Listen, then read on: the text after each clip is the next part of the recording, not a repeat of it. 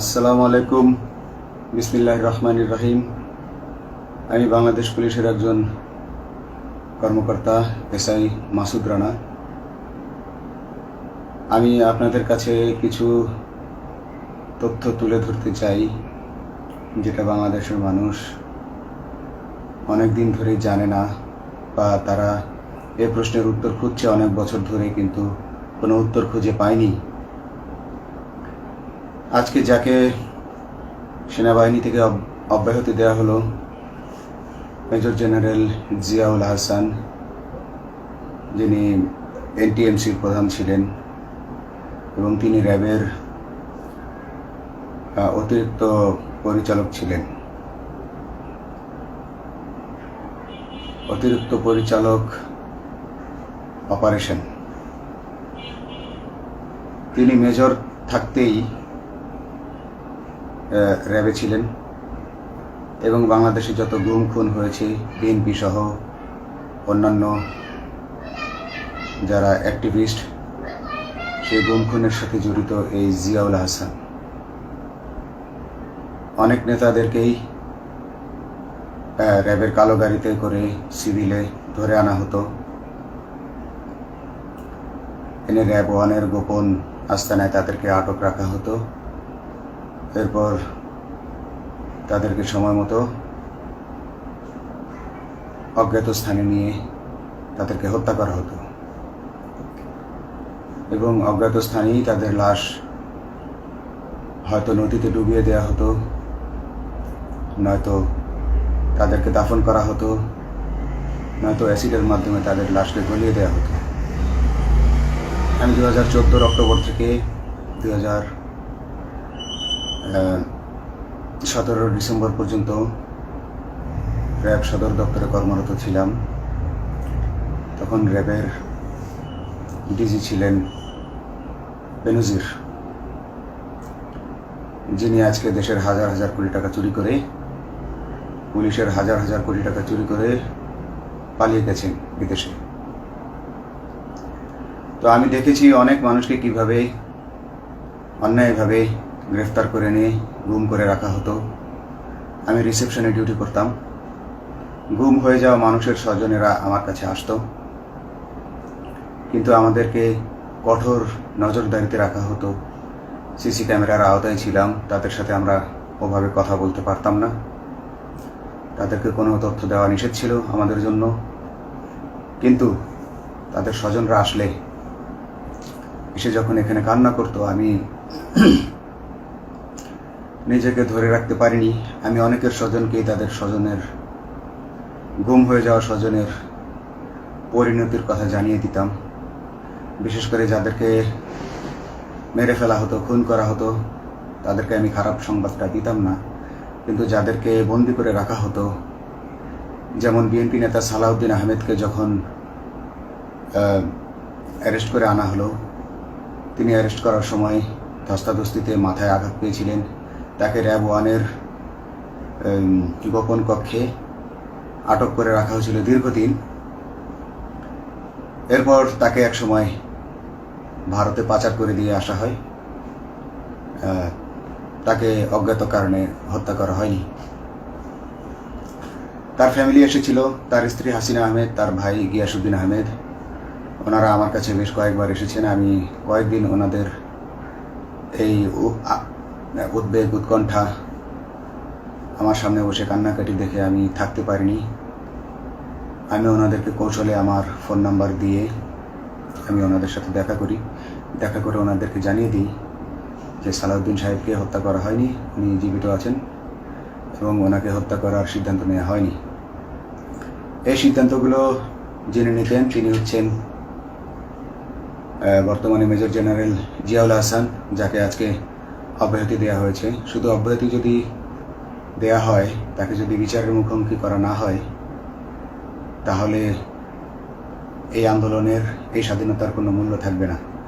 আমি আজকে আর কাউকে ভয় পাই না। আমি আজকে বিশ্বাস করি যে আজকে আমাকে এই সত্য বলার জন্য কেউ গুম করে দিতে পারবে না, এই সত্য বলার জন্য কেউ আমাকে অ্যারেস্ট করবে না। সেই কারণে আমি বুকে সাহস নিয়ে আজকে কথাগুলো বলছি। আপনারা যারা বিএনপি নেতা ইলিয়াস আলীর অপেক্ষায় আছেন, তাদের জন্য দুঃখজনক সংবাদ। তাকে অনেক আগেই হত্যা করা হয়েছে। তাকে পতেঙ্গা সমুদ্র সৈকত দিয়ে কড়া পাহারায় সাগরের মাঝখানে নিয়ে স্পিডবোটের মাধ্যমে মুখে পলিথিন পেঁচিয়ে হত্যা করে, তার পেট ছুরি দিয়ে ছিদ্র করে, তাকে পাথর দিয়ে বেঁধে সাগরে ডুবিয়ে দেওয়া হয়েছে। শুধু ইলিয়াস আলী নয়, অনেক নেতার সন্ধান যারা আজও পাননি। কিছু মানুষ তো ঘর থেকে উদ্ধার হয়েছে, কিন্তু যাদেরকে আপনারা পাননি তাদের সবার এই করুণ পরিণতি হয়েছে। আমি যদিও তারা এই কাজগুলো অতি গোপনে করত এবং র্যাবের অন্যান্য শাখার কর্মরত কর্মকর্তা কর্মচারীরা এটা জানতো না, কিন্তু আমি অত্যন্ত বিচক্ষণভাবে আমি এই খবরগুলো নিতাম, কারণ আমি জানতাম এগুলো একদিন আমি প্রকাশ করতে পারবো। এবং এই দিনটার অপেক্ষায় ছিলাম আজকে এত বছর, মানুষের কাছে সত্য প্রকাশের। বাংলাদেশের মানুষ জানুক যে কারা খুনি, কারা এত মানুষকে খুন করেছে, এই দেশ থেকে এই দেশে ত্রাসের রাজত্ব কায়েম করেছে। তারা মাদকের ক্রস ফায়ারের নামে যে হত্যা ট্র্যাডিশন চালু করেছিল, এই ট্র্যাডিশনের উদ্দেশ্য ছিল বিরোধী দলের লোকজনকে হত্যা করা। কারণ পুলিশ এবং সেনাবাহিনীর অনেকেই মানুষ হত্যা করতে ভয় পেত, তারা এটাতে অভ্যস্ত ছিল না। অনেকেই অনেক সাহসী, কিন্তু একটা মানুষকে হত্যা করার পর তারা আর ঘুমাতে পারতো না, তাই তারা এসব কাজ করতো না।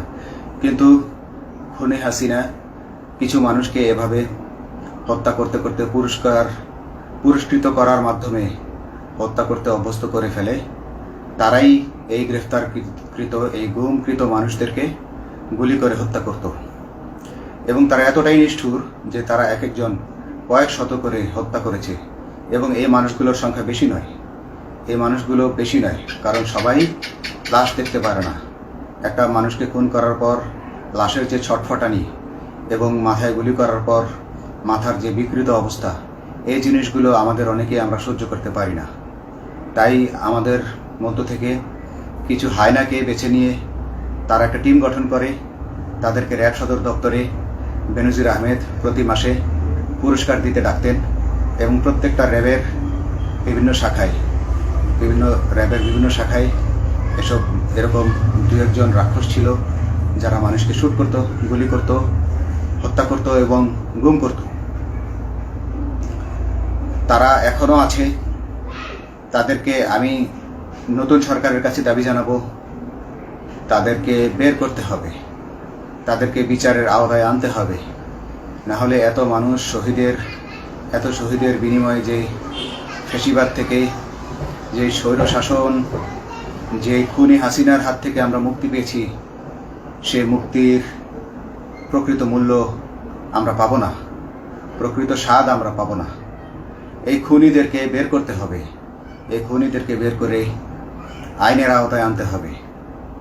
বাংলাদেশ পুলিশ কখনোই গুলি করতে অভ্যস্ত ছিল না। আপনারা জানেন একসময় পুলিশ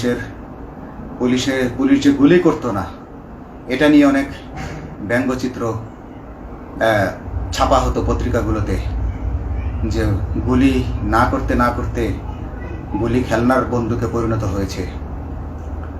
তো কিন্তু সেই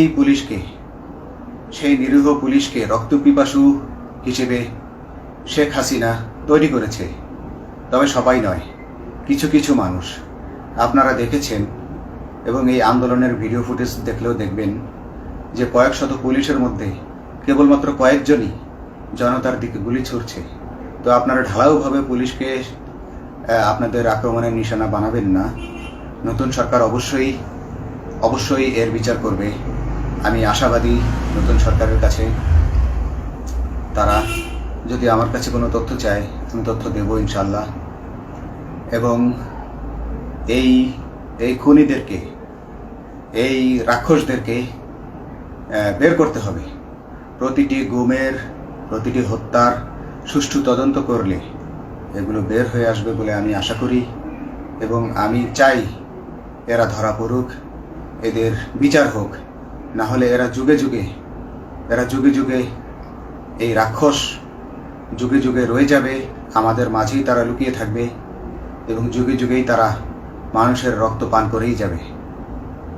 পুলিশ বাহিনী মানুষকে সেবা করবে, এটাই হওয়া উচিত পুলিশের ধর্ম। পুলিশের ধর্ম হবে মানুষ পুলিশের জন্য, পুলিশ মানুষের জন্য। উন্নত রাষ্ট্রের পুলিশ মানুষ যেভাবে পুলিশকে ডাকলেই পুলিশ 5 মিনিটের মধ্যে ছুটে যায়, তাকে সাহায্য করে। আমরা বিভিন্ন ভিডিওতে দেখি যে পুলিশ হাঁসের বাচ্চাকে রাস্তা পার করে দিচ্ছে, একজন অন্ধ মানুষকে রাস্তা পার করে দিচ্ছে।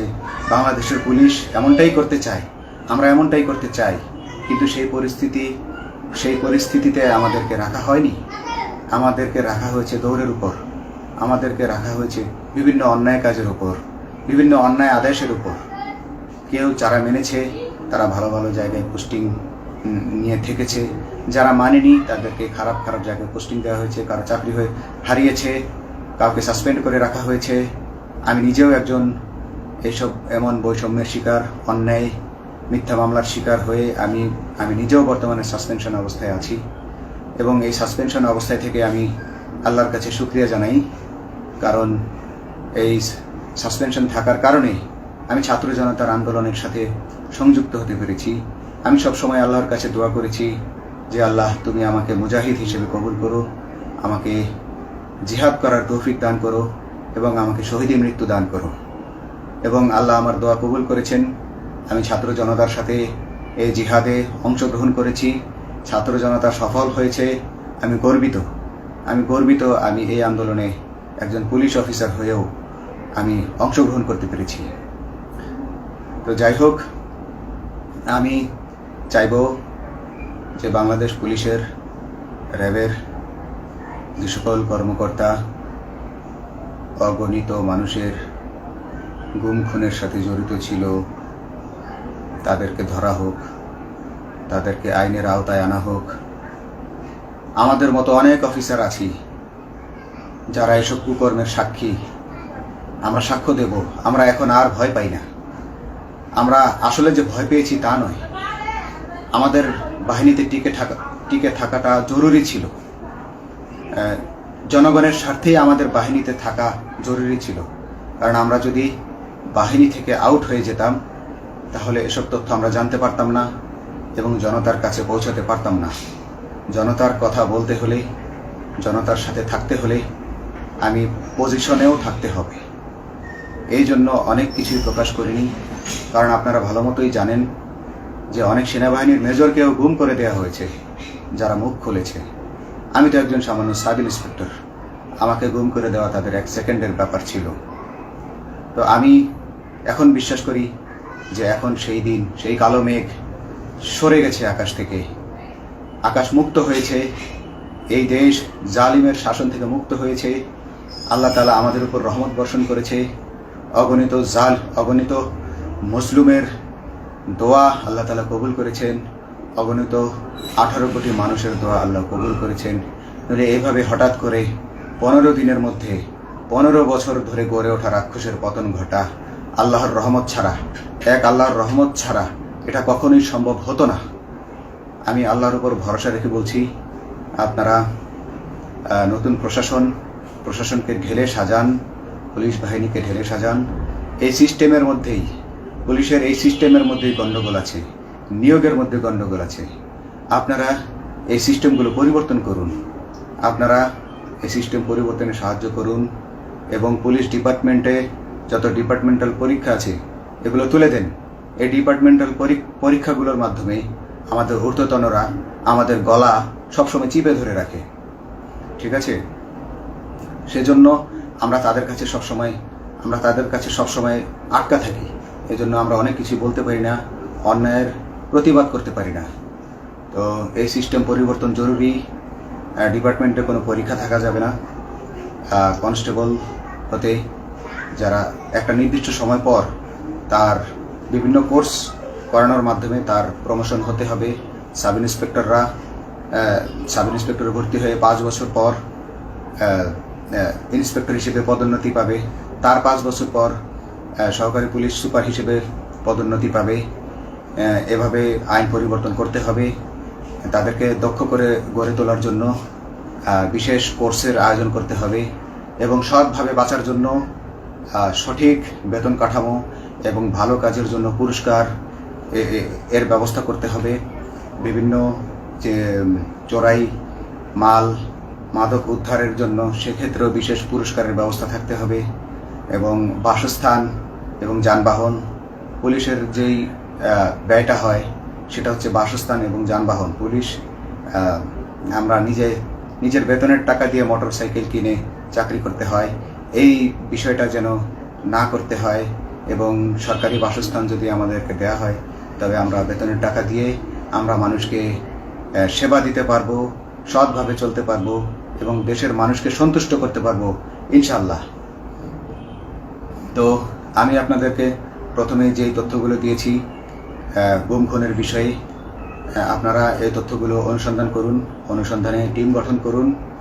প্রত্যেকটা গুম খুনের বিচার হতে হবে এই দেশে। যারা আটক ছিলেন অনেকেই হয়তো এখন আয়নাঘর থেকে মুক্তি পেয়েছেন, কিন্তু যারা দুর্ভাগ্যের শিকার হয়ে মৃত্যুবরণ করেছেন তাদের আত্মীয় স্বজনরা, তাদের প্রতি আমার সমবেদনা রইল। তারা জোর দাবি তুলুন, তারা সবাই সরকারের কাছে আপনাদের পরিবার পরিজনের নিখোঁজ হওয়ার বিষয়টি তুলে ধরুন, আপনারা জোর দাবি জানান এবং গুম খুন তদন্তে একটি তদন্ত কমিটি গঠন করা হোক, যেখানে কোনো পুলিশ বা সেনাবাহিনীর সদস্য থাকবে না। এটা হতে পারে বিচার বিভাগীয় তদন্ত বা অন্য কারো মাধ্যমে, কিন্তু এই হায়নাদের এই খুনিদেরকে বের করুন, বের করে এদেরকে শাস্তির আওতায় আনুন, তবেই এই তারা তাদের বলিদান সফল হবে। আসসালামু আলাইকুম।